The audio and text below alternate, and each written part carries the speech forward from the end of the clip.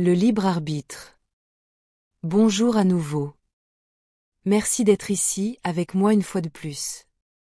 J'espère que vous allez très bien aujourd'hui. C'est Marie. Ces informations peuvent être considérées comme de la science-fiction ou comme le spectateur le voit le mieux, et je les publie à des fins de divertissement uniquement. Cependant, je prends mes informations très au sérieux, et pour quiconque a des yeux pour voir. Les humains sur Terre ont une très forte tendance à penser de manière polarisée, noir ou blanc, oui ou non, tout ou rien, comme un parfait exemple d'un concept basé sur la dualité de la façon dont la réalité fonctionne. Un exemple clair de ceci est la façon dont le problème du libre arbitre est abordé sur Terre. Soit le libre arbitre existe, soit il n'y en a pas, alors que la vérité est beaucoup plus difficile à définir car, comme pour tant d'autres choses, ce n'est pas noir ou blanc, c'est gris. Le fait qu'il n'y ait pas de libre arbitre ou qu'il y en ait un, dépend davantage du niveau de conscience ou d'ouverture d'esprit du sujet qu'il étudie, et des données avec lesquelles il travaille. D'un point de vue inférieur, moins étendu, le libre arbitre existe et indéniablement, parce que nous pouvons empiriquement voir comment n'importe quel sujet, n'importe quelle personne, peut choisir de faire une chose ou une autre, ou emprunter une voie et pas une autre. Ainsi, le premier niveau d'étude du libre arbitre nous montre qu'il existe, puisque n'importe quelle personne, n'importe quel sujet peut simplement choisir de faire presque tout ce qu'il ou elle veut. Mais si vous remarquez mes derniers mots, j'ai dit, presque, tout ce qu'il ou elle veut, et c'est ce « presque » qui nous amène au niveau suivant, où nous commencerons à étudier le libre arbitre de plus près. Le fait que le sujet puisse presque faire ce qu'il veut, signifie qu'il existe des circonstances de la vie quotidienne, physiques et circonstancielles, qui dicteront ce qu'il est possible de faire et ce qui ne l'est pas, en fonction de la position du sujet au moment de la décision.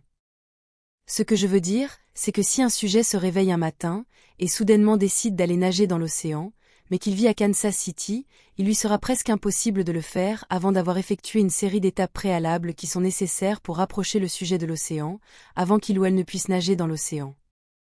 Sauf si le sujet est milliardaire et possède un jet privé, ce qui me permet d'illustrer mon propos, à savoir que tout ce qui est possible, et donc le libre arbitre, dépend des ressources et des circonstances qui entourent le sujet, et qui ne sont pas égales pour tout le monde. Un autre exemple plus simple est le désir d'acheter quelque chose. La capacité du sujet à satisfaire ses désirs et ses besoins, le libre arbitre, dépendra directement des circonstances et des ressources du sujet, et ce de manière tout à fait évidente.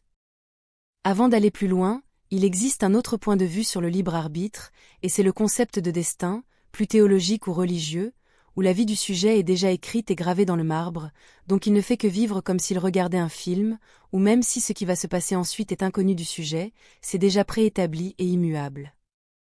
Dans ce concept plus religieux, il n'y a pas de libre arbitre, il n'existe pas. Ce concept religieux contient beaucoup de vérité, mais ce n'est pas si simple, comme nous le verrons plus loin, car il ouvre une grande boîte de Pandore, ce qui suscite beaucoup de controverses, en particulier lorsqu'on le relie au concept de péché et d'expiation, et de punition pour les mauvaises actions, parce qu'aucun sujet ne devrait être puni ou subir des conséquences pour avoir fait des choses qui échappent à son contrôle. Des choses qui ont été planifiées par une puissance supérieure, qui se jouerait du sujet comme d'une simple marionnette, de manière très sadique et cruelle la plupart du temps.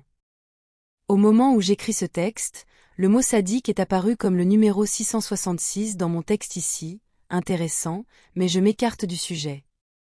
Continuons, nous sommes tous soumis à nos circonstances et à nos possibilités, et celles-ci sont la conséquence de nos décisions antérieures, bonnes et mauvaises, même si, au moment où nous les avons prises, nous avons toujours pensé qu'il s'agissait du meilleur choix possible disponible, compte tenu des données dont nous disposions à l'époque.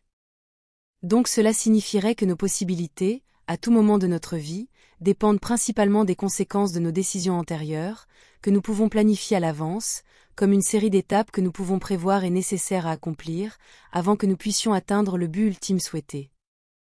Cela signifierait alors que nous ne disposons pas d'un libre arbitre total et ultime, comme l'aurait le Dieu théologique ou la source elle-même, et que nous n'aurions qu'une quantité limitée de libre arbitre, qui dépend des limites et des règles du domaine existentiel dans lequel nous vivons, et dans lequel nous avons accepté de nous incarner.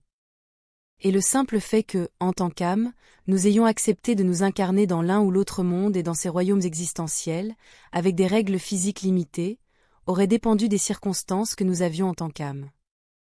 Et quelles circonstances auraient ces âmes, celles qui dicteraient où elles s'incarneront ensuite, seraient leurs idées, leurs concepts et leurs attachements à celles-ci, ce qui se traduirait également par leurs désirs, leurs besoins et leurs souhaits. Pour en revenir à la question du libre arbitre, du point de vue d'une personne ayant une incarnation, une expérience dans le monde physique, il existe encore un autre ensemble de facteurs et de limitations fortement contraignants, qui interfèrent profondément avec la capacité de tout sujet à prendre des décisions. Les humains, comme c'est le cas avec d'innombrables autres espèces, ont un inconscient et un subconscient très forts, qui malheureusement dictent le comportement, les réactions et les réponses émotionnelles de n'importe quel sujet, et à un niveau très profond. Cet inconscient et ce subconscient peuvent être considérés comme une série ou un ensemble de réponses programmées, un peu comme celle d'un ordinateur avec l'algorithme de type « si, alors, sinon ». Comme dans un ensemble programmé de comportements qui surviennent et sont exécutés automatiquement, lorsque la bonne circonstance ou le bon déclencheur apparaît, ces réponses préprogrammées apparaissent même contre la volonté consciente du sujet, qui peut même être en lutte constante contre elles, succombant souvent aux réponses préprogrammées, réduisant fortement son libre arbitre. Un exemple de cela, les réactions émotionnelles déclenchées ou de comportements, qui ont été programmées dans l'inconscient ou le subconscient du sujet, à la suite d'expériences répétitives et de leurs résultats, et qui peuvent être très fortes, et plus encore lorsque ces réactions automatiques ont été programmées dans le corps et l'esprit de l'individu à la suite d'expériences traumatisantes, comme le syndrome de stress post-traumatique l'illustre. Et où ces réactions automatiques sont très difficiles à surmonter et à remplacer pour l'esprit conscient de l'individu, réduisant encore plus fortement sa capacité à disposer d'un véritable libre arbitre. Même si j'ai utilisé des exemples forts de réactions préprogrammées inconscientes et subconscientes, notre corps et notre esprit sont en proie à d'innombrables programmes mineurs, certains plus forts que d'autres, mais qui, combinés, ont également un impact très fort sur notre capacité à avoir un libre arbitre. Tous ces programmes que nous acquérons dans nos vies au fur et à mesure que nous les vivons, et dans le cadre de notre processus d'apprentissage normal, comme par exemple nos réponses et nos programmes sociaux. Passons au point suivant. Comme je l'ai décrit dans mes vidéos sur les champs télépathiques, beaucoup de nos pensées et de nos émotions ne sont même pas les nôtres, beaucoup ne sont pas nés de nos expériences et de nos processus de pensée personnels, mais sont plutôt le résultat de ce que nous captons dans le champ des pensées et des émotions partagées. Des pensées, des idées et des émotions qui sont partagées par toutes les âmes, incarnées ou non, qui ont la même vision et interprétation de la réalité, ce qui signifie qu'elles détiennent la même fréquence et vibration existentielle, qui à son tour manifestent et façonnent le domaine existentiel dont elles font toute l'expérience. Cela signifie que beaucoup de nos pensées et de nos émotions ne sont pas les nôtres, mais qu'elles sont captées par la proximité avec d'autres personnes qui se trouvent dans un état émotionnel et vibratoire similaire à celui que nous avons. Ceci est expliqué en détail dans mes vidéos sur les champs télépathiques, mais ce que je veux dire, c'est que si nous partageons des pensées, des idées et des émotions que nous pensons être les nôtres et qui ne le sont pas, alors nous prendrons toutes sortes de décisions avec ces données partagées qui ne sont pas les nôtres, surtout lorsqu'elles sont chargées d'émotions. Car elles provoquent des réactions qui ne sont pas logiques, puisqu'elles sont basées sur ce qui fait se sentir bien plutôt que sur ce qui est nécessaire, entravant ainsi notre capacité de libre arbitre. Lorsque nous pouvons détecter, remarquer et réaliser quelles pensées, idées et émotions ne sont pas les nôtres, et que nous les captons du champ télépathique ou de la soupe dans laquelle nous nous trouvons, et surtout des personnes qui nous sont proches. Plus nous pouvons contrôler nos pensées et plus nous pouvons être sûrs qu'elles sont les nôtres, ou du moins que nous sommes d'accord ou que nous acceptons celles qui ne le sont pas, et que nous captons du champ télépathique dans lequel nous sommes immergés, plus nous exerçons notre libre arbitre. Cela signifie se connaître soi-même, et avoir un bon contrôle sur ses réactions. Plus nous avons un cadre solide, plus nous pouvons passer outre la soupe télépathique d'idées partagées dans laquelle nous sommes, et plus nous pouvons exercer notre libre arbitre. Approfondissons encore plus dans les idées et les concepts hautement métaphysiques, bien que nombre d'entre eux aient été scientifiquement et empiriquement prouvés par des cultures et des sociétés interstellaires très avancées, comme conséquence des vols interstellaires et de la manipulation et du saut de lignes temporelles, qui proviennent également ou sont étroitement liés à la capacité de la culture à être interstellaire. Ce qui signifie avec elle, la capacité de voyager dans l'espace plus vite que la lumière.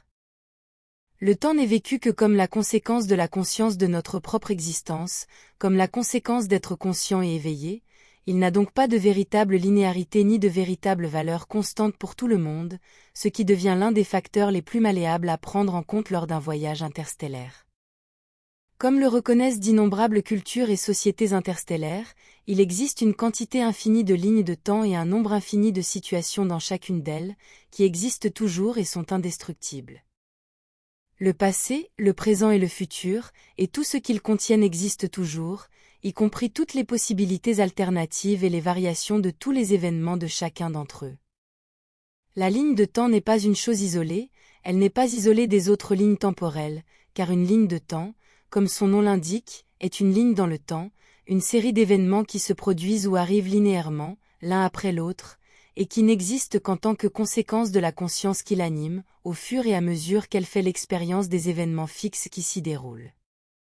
Ou la conscience qui façonne sa ligne de temps, choisira ce qu'elle expérimentera, parmi d'innombrables possibilités de situations et de résultats déjà existants, et elle choisira ce qu'elle veut à travers la fréquence et la vibration de ses pensées et de ses émotions, qui manifestent la ligne de temps qu'elle expérimente comme sa réalité extérieure illusoire, et qui n'est qu'un miroir de ce que le sujet est. Dans cette réalité, tout ce qui a existé, existe et existera, est déjà là, dans le grand cosmos, et en tant que manifestation intemporelle de la plus grande source dont tout fait partie.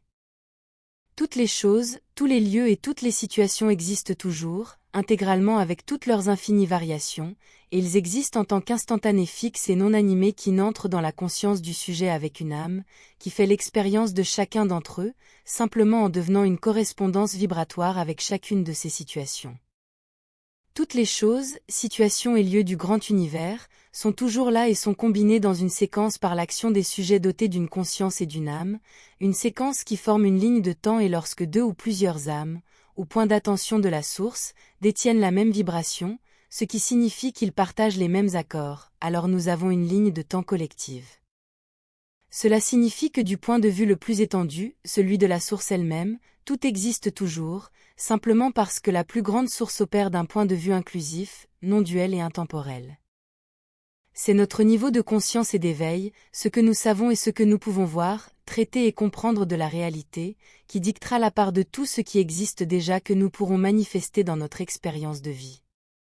C'est pourquoi la croissance spirituelle est si importante, et pourquoi la stagnation ici fait qu'une âme devient piégée dans un royaume existentiel, simplement parce qu'elle s'est attachée à des idées préconçues, qui sont celles qui forment, manifestent et façonnent la réalité dont une telle âme fera l'expérience.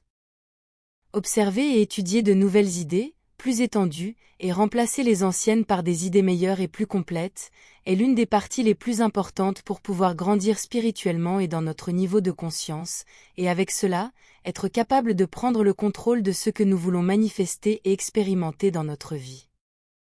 Dans le champ télépathique le plus étendu dans lequel nous sommes immergés, les personnes qui nous influencent le plus, en partageant leurs pensées et leurs idées que nous pensons plus tard être les nôtres, ne sont autres que des versions alternatives de nous-mêmes, d'autres variantes de qui nous sommes, et qui vivent et expérimentent ce que nous pourrions appeler des réalités parallèles.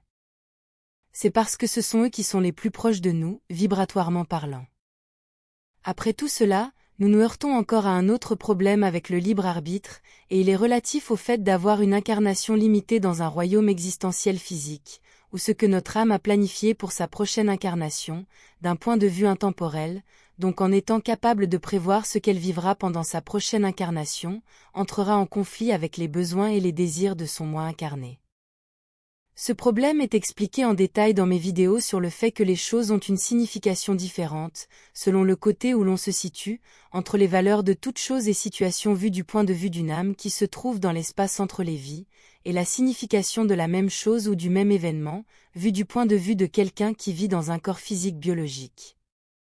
Cela signifie que nous finissions par entrer dans le domaine de la signification de la souffrance, par exemple, ou ce qu'une âme non incarnée veut, c'est une expérience forte, voire traumatisante, pour pouvoir poursuivre sa croissance spirituelle à travers les stimuli de la résistance, alors que cette même âme peut ne pas vouloir faire l'expérience de ces difficultés et souffrances, pendant qu'elle est incarnée dans le physique, dans un corps biologique.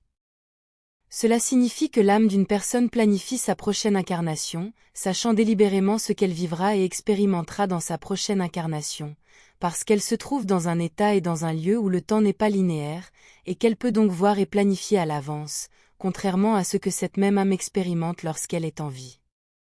Ce qui fait que l'âme devient ainsi une sorte de victime d'elle-même, alors qu'elle est incarnée dans un corps biologique, et qu'elle a donc l'idée illusoire d'un temps linéaire.